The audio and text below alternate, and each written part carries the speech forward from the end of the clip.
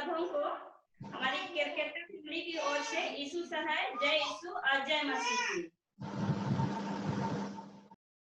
यीशु में दे रहेला सबे किनारे आनंद मना। यीशु में दे रहेला सबे किनारे आनंद मना। जहाँ जहाँ जाएगा वहाँ उसके पवित्र छोड़ के देवेला प्यार है। छोड़ के देवेला प्यार। जहाँ जहाँ जाएगा वहाँ उसके पवित्र छोड़ के देवेला प्यार है। छोड़ के देवेला प्यार।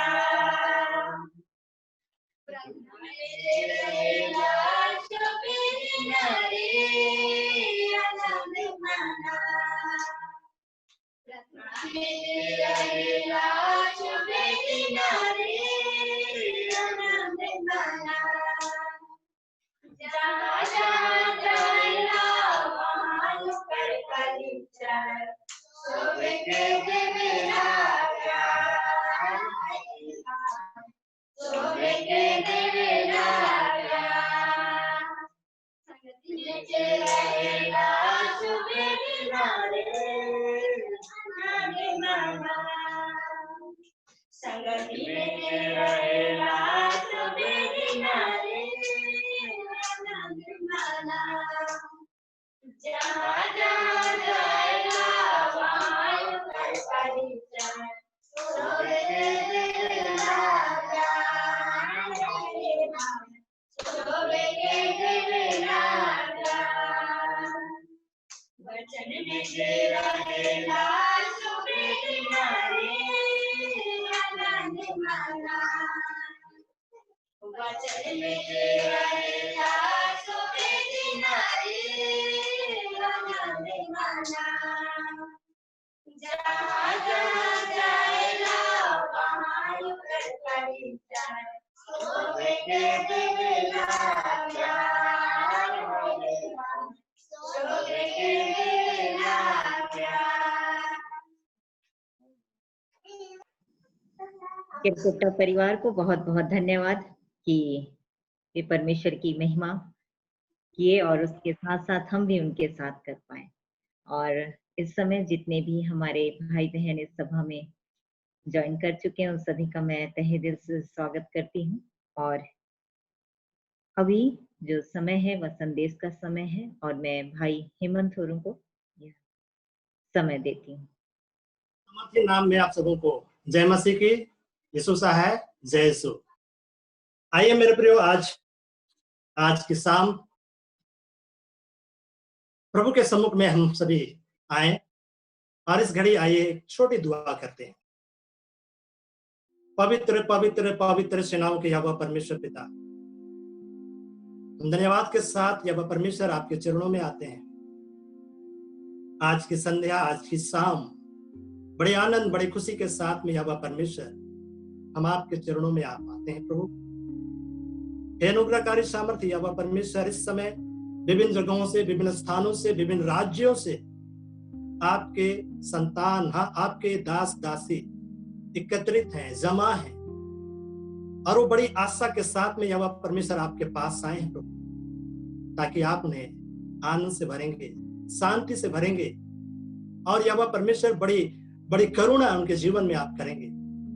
इस घड़ी प्रभु परमेश्वर हम प्रार्थना करते हैं, हर एक के संग, हर एक के साथ हो, हर एक की अगुवाई कर और यहोवा परमेश्वर हर एक के मन, हर एक हृदय को तो तैयार कर, ताकि पिता परमेश्वर आपके द्वारा जो वचन हम सभी सुनेंगे वो हमारे हृदय में, हमारे मन में और विशेषकर हमारे घर में ठहर जाने पाए।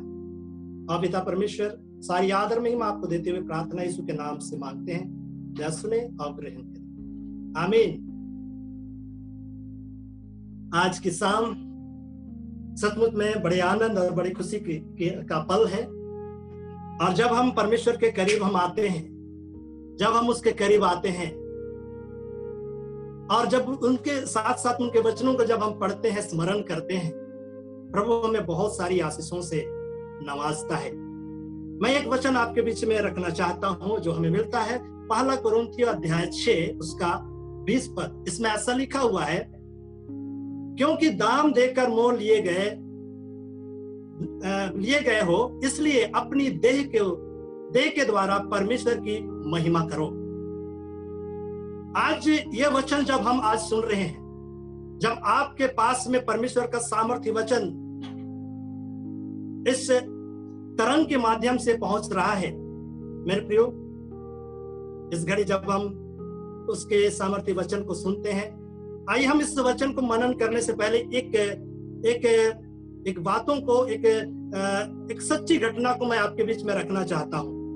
और ये समुद्री यात्रा के विषय में हम पाते हैं, और ये बात बहुत पुरानी है। बहुत पहले एक ऐसा वाक्य हुआ था, और उस वाक्य में एक व्यक्ति था जो समुद्री यात्रा में, आजकल तो समुद्री यात्रा बहुत शॉर्ट या बहुत कम समय में हुआ करता है, लेकिन ये उस समय की बातें हैं जब समुद्री यात्राएं 3 महीना 6 महीना बहुत महीने लग जाया करते थे। उस समय की यह घटना है। एक व्यक्ति समुद्री यात्रा के लिए निकला, और वो अपने लिए जहाज का सीट कंफर्म किया, और समय आता है यात्रा करने का, और वो व्यक्ति उस जहाज में चढ़ जाता है।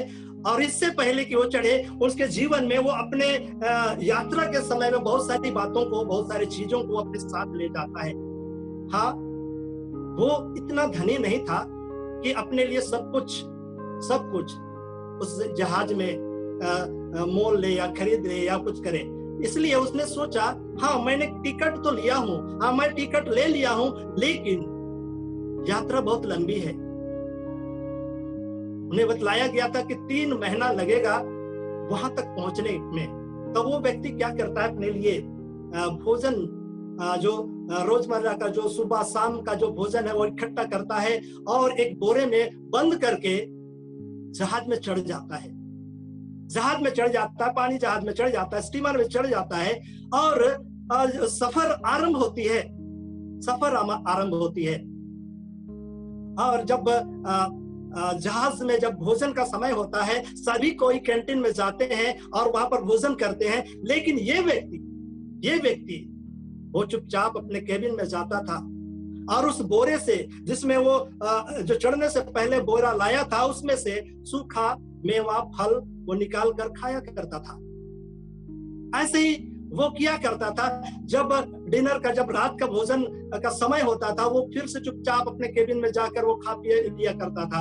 और ऐसे ही दिन बीतता गया, दिन, सप्ताह, महीना, 3 महीना जब गुजर चुका, और वो जहाज अपने गंतव्य स्थान में पहुंचा। वो जहाज जहां उसे जाना था, उस स्थान में वो जब पहुंचता है, तो उस जहाज के कैप्टन, जो जहाज को चलाता है, वो द्वार में खड़े होकर, द्वार में, जहाज के जो निकलने वाला जो द्वार था उसमें खड़ा होकर सभी यात्री को बड़े गर्मजोशी से हाथ मिलाता है, और उसका अभिनंदन करता है कि आपने हमारे जहाज को चुना, आपने हमारे जहाज में सफर किया। सभी व्यक्ति से वो हाथ मिलाता है। सभी कोई बड़े आनंद के साथ में उस जहाज से निकल रहे हैं। तब वह व्यक्ति जो अपने साथ खाने पीने की वस्तु लेकर गया था, वो भी आता है, और जैसे ही वो कप्तान उसके ओर हाथ बढ़ाता है, और वो देखता है कि ये व्यक्ति को मैंने कभी नहीं देखा।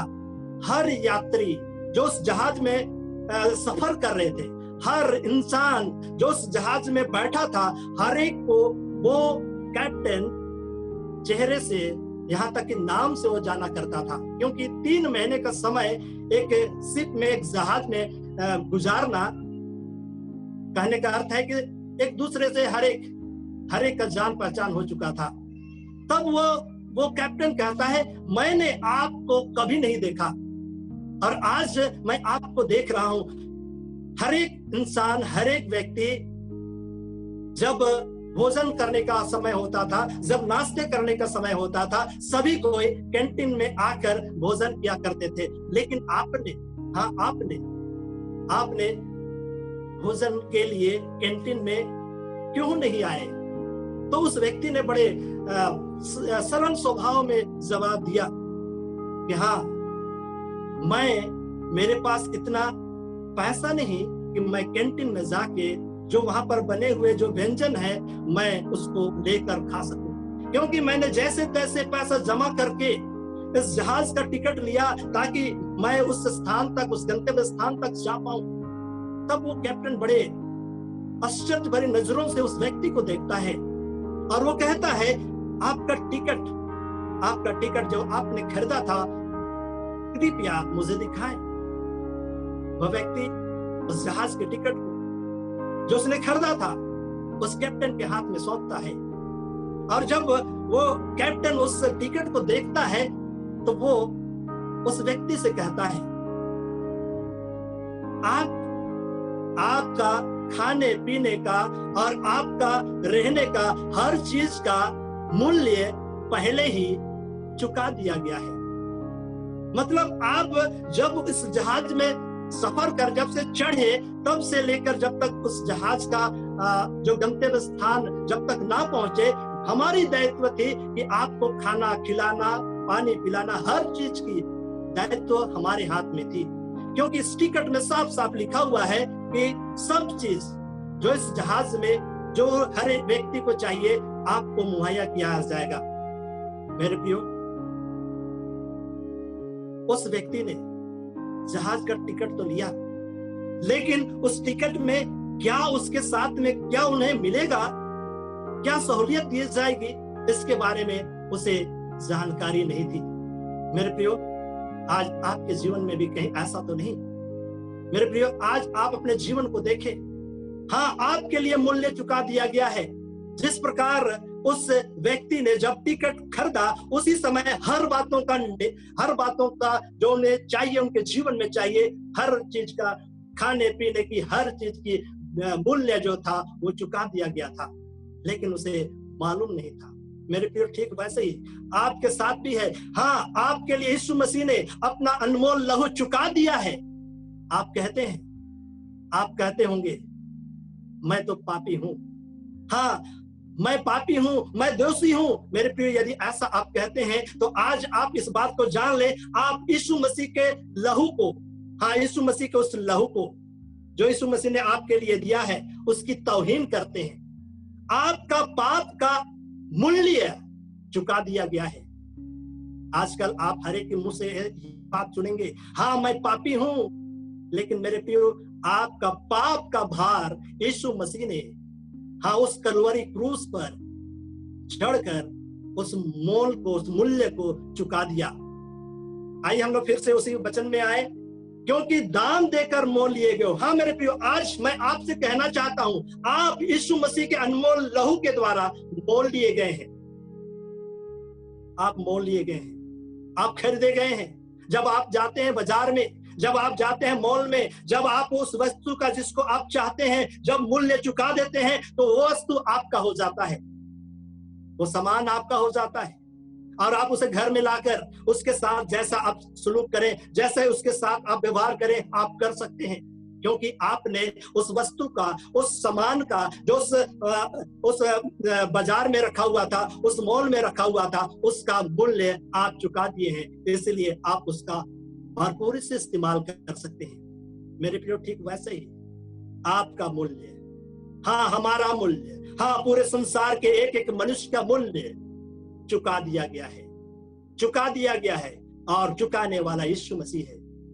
मेरे प्रिय, आज के शाम बड़े धन्य से समाचार को आप सुन रहे हैं। हो सकता है आज से पहले आप ऐसा कहते होंगे कि हाँ मैं पापी हूं, लेकिन आज के बाद इस बात को कहना आप रोक दें, क्योंकि आप पापी नहीं, क्योंकि आपका पाप जो आपने किया, जो आपके पुरखों ने किया, उसका मूल्य तो चुका दिया गया है।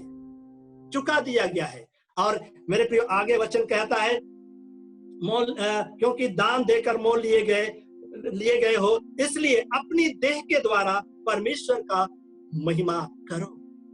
इसलिए अपनी देह, जो हम कहते हैं ना हमारा शरीर है, हमारा शरीर है, अब यह शरीर आपका नहीं रहा, क्योंकि इस शरीर के बदले मूल्य चुकाया गया है। इस शरीर को खरीद लिया गया है और खरीदने वाला और कोई नहीं, आपका उद्धार करता यीशु मसीह है। उसने अपने लहू को देकर, उसने अपने लहू को बहाकर आपको खरीद लिया है। और अब से जैसा प्रभु कहता है, जैसा प्रभु का वचन कहता है, वैसा आपको चलने की आज आवश्यकता है। अब आप ये नहीं कहेंगे कि मेरा मन जैसा करता है मैं वैसा करूंगा, नहीं मेरे प्रियो, क्योंकि आप का मूल्य आपको खरीद लिया गया है। हम लोग सुनते आते हैं, कभी देखते हैं, बंधुआ मजदूर।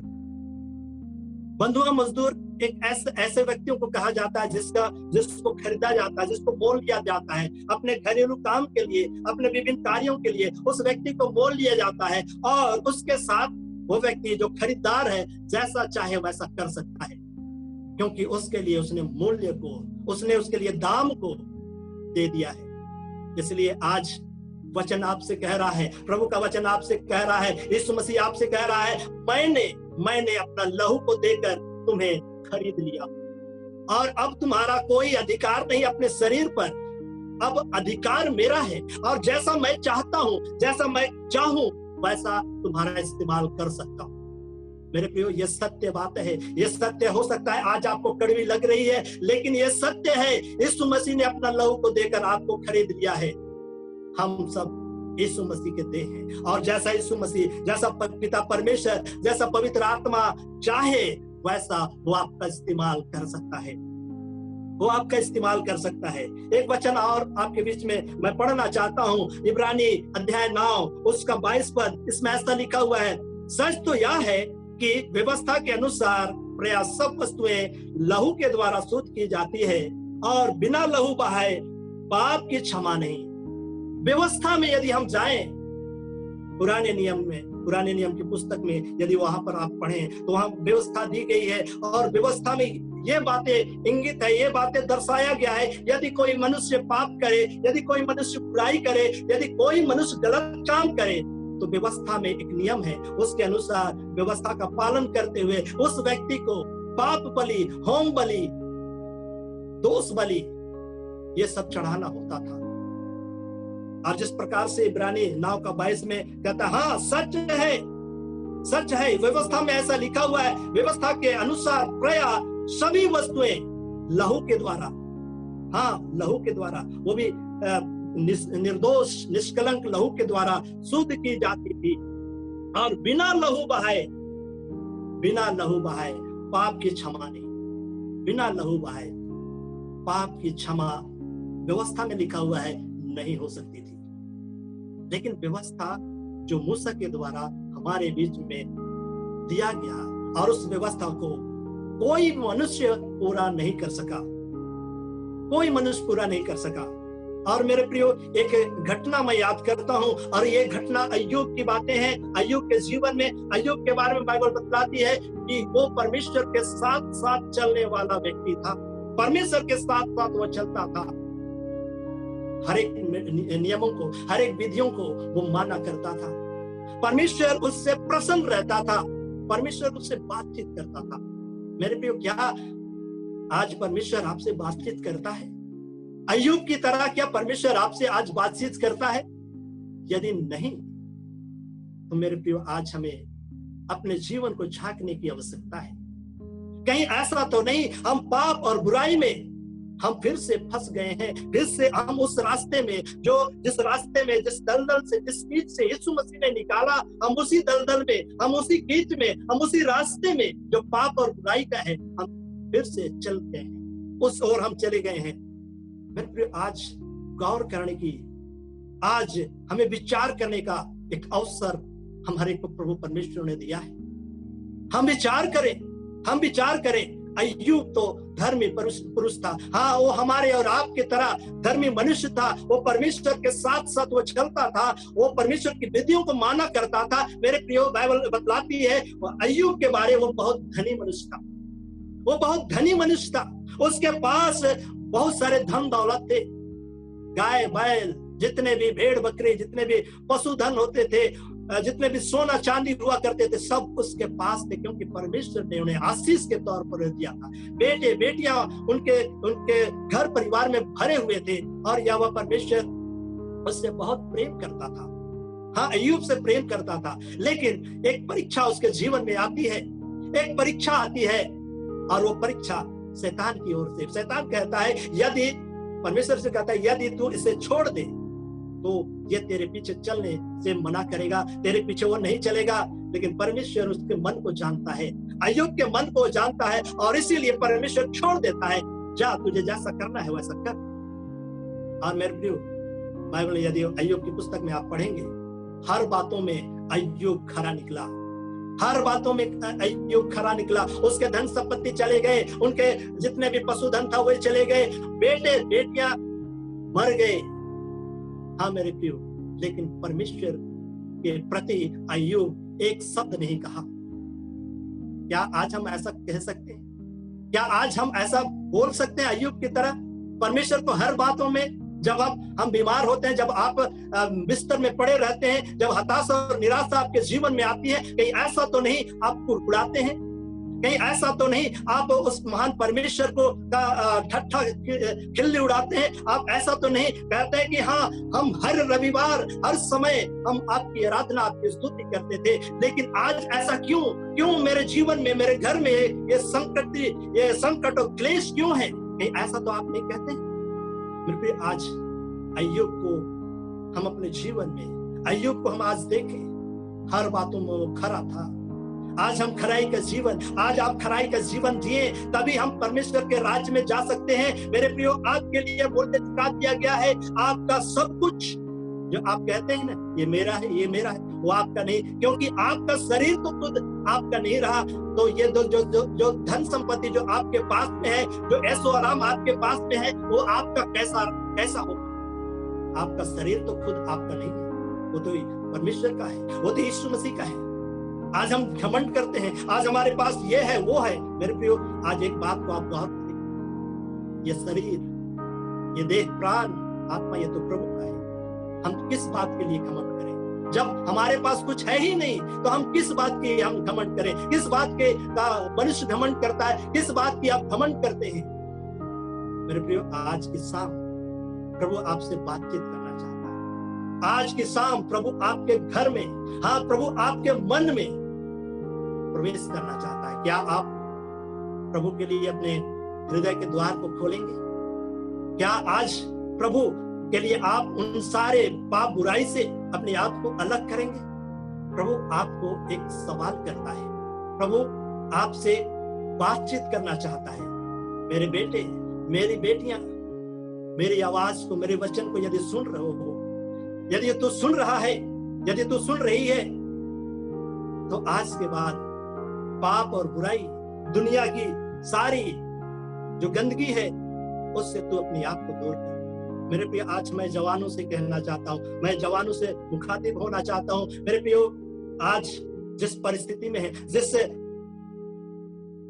ये बहुत हाईटेक देखा जाए, बहुत तेज भाग दौड़ करने वाला ये समय है, और आजकल हम विशेषकर जवान, विशेषकर मैं कहूं जवान, युवती, बहुत सारे युवती तो प्रभु हैं, लेकिन जवानों से मैं आज कहना चाहता हूं, क्या ये शरीर जो प्रभु ने, क्या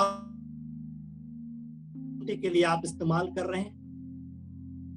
और आज मेरे प्रियो, मैं एक बात उन माता पिता से भी मैं कहना चाहता हूं, आज आप कैसे परवरिश आप अपने बच्चों को दिए हैं? यदि वो आपकी बातों को नहीं मान रहा है, यदि वो आपका अवहेलना कर रहा है, तो मेरे प्रियो, आज मैं आपसे कहना चाहता हूं, हाँ, आप अपना जीवन तो बचा लिए, लेकिन क्या आप अपने बच्चों का जीवन बचा लिए हैं? क्या आप बचा पा रहे हैं? क्या उसे परमेश्वर के वचन को उनके जीवन में डाल रहे हैं? क्या वो आपकी आज्ञाओं को, आपकी बातों को मान रहा है? आज की रात विशेषकर माता पिता, विशेषकर उन गार्जियन को प्रभु कहना चाहता है, समय, अवसर जो उसने दिया है, प्रभु ने दिया है, अब बहुत थोड़ा रह गया है। यदि तू अपने बच्चों को बचाना चाहता है तो अभी अवसर है। यदि तू अपने जवान बेटे बेटियों को यदि तू बचाना चाहता है, समय आपके पास में है। प्रभु के पास में उन्हें लाएं, प्रभु के संगति में उन्हें आगे बढ़ाएं। सचमुच में प्रभु बड़ा दयालु है, प्रभु प्रेम करने वाला है, प्रभु हर एक बातों को, हर एक समस्याओं को आपके जीवन से वो दूर करने के लिए वो तत्पर है। लेकिन उससे पहले कि वो हमारे जीवन से उन सारी बातों को दूर करे, हमें प्रभु के पास में आने की आवश्यकता है। हमें प्रभु के पास में आकर उसे सब कुछ, अपना सब कुछ देने की आज आवश्यकता है। मेरे प्रियो, एक वचन इफिसी 1 अध्याय उसका 7 में इस प्रकार से लिखा हुआ है, हमको उसने उनके लहू के द्वारा छुटकारा अर्थात अपराधों की क्षमा, उनके उस अनुग्रह के धन के अनुसार मिला है। हाँ, बड़ा सच्चाई यहाँ पर लिखा हुआ है। उस लहू अर्थात यीशु मसीह के लहू के द्वारा हम सब उनको छुटकारा मिला है। और हमारे अपराधों को, जो हम अपराध किए हैं अनजाने में, उसकी भी क्षमा हमें दी गई है। अपराध, बहुत सारे अपराध हम करते हैं। ऐसा नहीं कि परमेश्वर के दृष्टि में जो बुरा है, जो वो नहीं चाहता, यदि हम वो काम करते हैं, हम परमेश्वर के दृष्टि में हम अपराधी ठहरते हैं। इसीलिए आज इस बात को आप जाने कि हमारे लिए, हम जब अपराधी अपने आप को गिनते हैं, तो हमारे लिए यीशु मसीह का लहू उन सारे अपराधों से हमें छुड़ाता है, हमें बचा लिया है मेरे प्रियो। और प्रभु को धन्यवाद हो कि हम सब उस महान परमेश्वर को, जिसने इस जगत को, इस धरती को बनाया, हम उस परमेश्वर को अपना सब कुछ मान लिए हैं। हाँ मेरे प्रियो, आपने उस परमेश्वर को अपने घर में, अपने जीवन में जगा दिया है। हाँ, उस महान परमेश्वर के पुत्र यीशु मसीह को आप अपने घर में, अपने जीवन में जगा दिया है। सचमुच में आपके लिए, आप यदि विश्वास करते, वचन कहता है यदि तू विश्वास करे तो तू और तेरा घराना उद्धार करेगा। आपके विश्वास के अनुसार आपका घराना उद्धार पा रहा है, आपके विश्वास के अनुसार आपका घराना बचाया जा रहा है, आपके विश्वास के अनुसार आपका मंडली, आपका कलीसिया बचाया जा रहा है। आज एक बहुत बड़ी दायित्व, एक बहुत बड़ा जिम्मेदारी प्रभु ने हम हर एक को सौंपा है।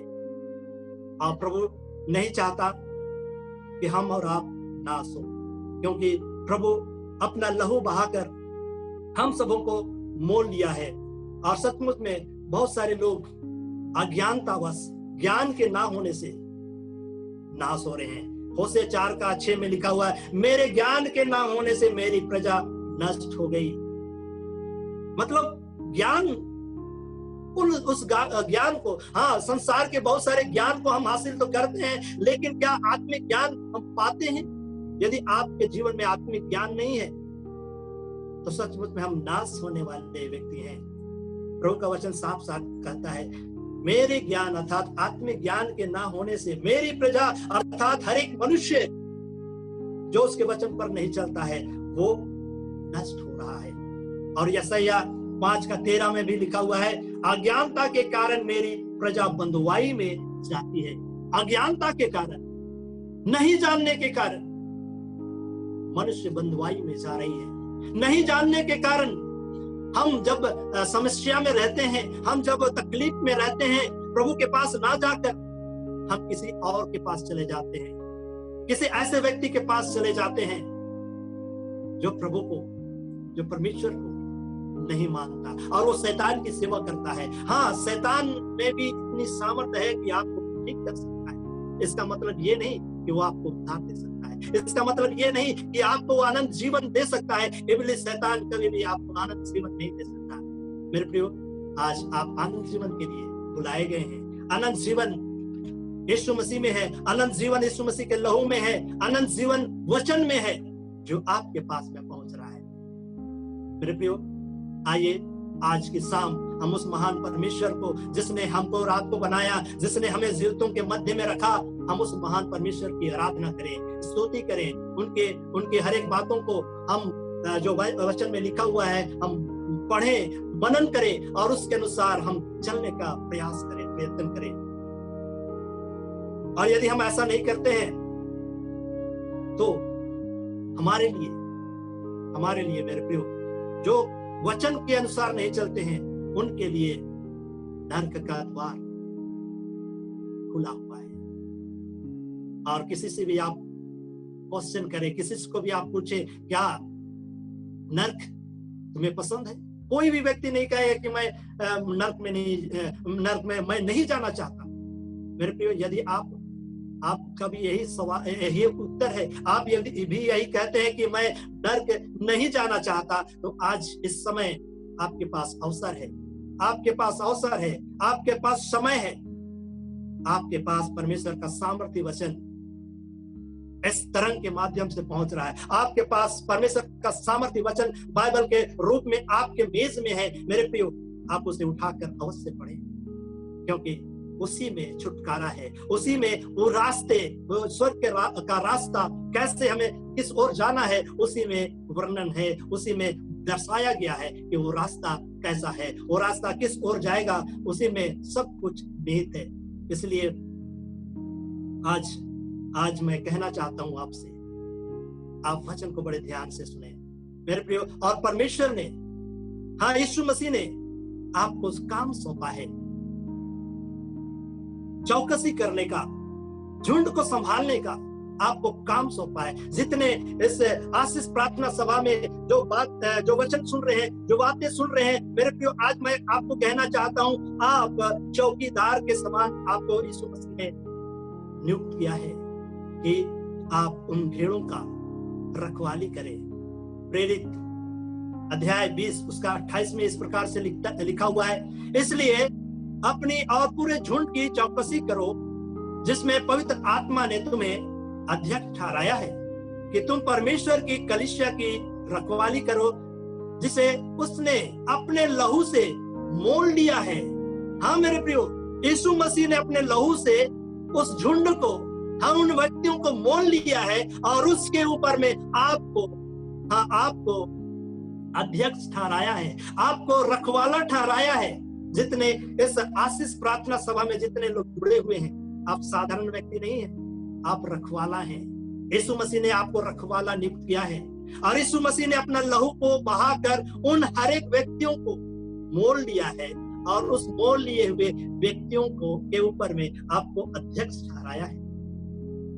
ठहराया है, ताकि आप उसकी चौकसी करें, उस झुंड की आप रक्षा रखवाली करें। और सचमुच में इस समय बड़े आनंद के साथ मैं कह सकता हूं, भाई संदीप तिर्की को परमेश्वर ने एक रखवाला, एक अध्यक्ष ठहराया है और उसके नीचे आपको नियुक्त किया जाता है कि आप भी अपने क्षेत्र में उन ऐसे लोगों के बीच में जो दबे कुचले हैं, जो हताशा और निराशा में जीवन जी रहे हैं, आपको उन तक पहुंचना है और परमेश्वर के सामर्थ्य वचन उन तक पहुंचाना है, ताकि उस सामर्थ्य वचन के द्वारा वह व्यक्ति जिसको आप वचन सुनाते हैं आनंद से भरे, वो व्यक्ति स्वर्ग के राज्य में जाए।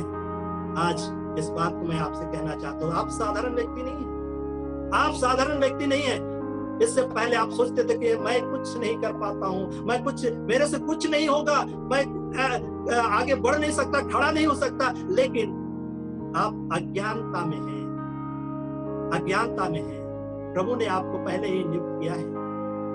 आइए हम अपना काम भली भांति निभाएं। आइए हम अपना काम का जवाबदेही, जो हमें काम सौंपा गया है, उसका जवाबदेही हम निर्धारित करें, क्योंकि जब न्याय का दिन आएगा, जब न्याय का सिंहासन के सामने आप और हम खड़े होंगे, उस समय पूछा जाएगा, हाँ मैंने आपको ये, प्रभु यीशु मसीह पूछेंगे, मैंने तुमको ये काम सौंपा था। और उस समय आप नहीं कह सकते हैं, कहाँ प्रभु, कोई मुझे कहा नहीं, कोई मुझे बतलाया नहीं। लेकिन मेरे प्रियो, आज मैं आपसे कहना चाहता हूँ, प्रभु ने आपको नियुक्त किया है। यदि आप प्रभु नियुक्त नहीं करता तो आज इस समय आप इस मीटिंग में बैठे नहीं होते। हो सकता है आज कहीं और घूमते फिरते होते। आपको प्रभु ने चुन लिया है, प्रभु ने आपको नियुक्त किया है, और इसीलिए मैं आपके साथ दावे के साथ में कह सकता हूँ, आप चुने गए हैं। आपके द्वारा बहुत सारी आत्मा बचाई जाने वाली है।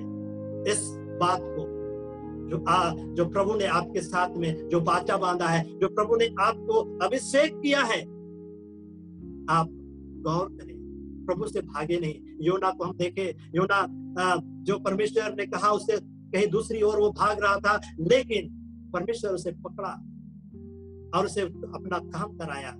यदि आप भाग रहे हैं, यदि आप कहते हैं कि मेरे से नहीं होगा, प्रभु आपको पकड़ेगा।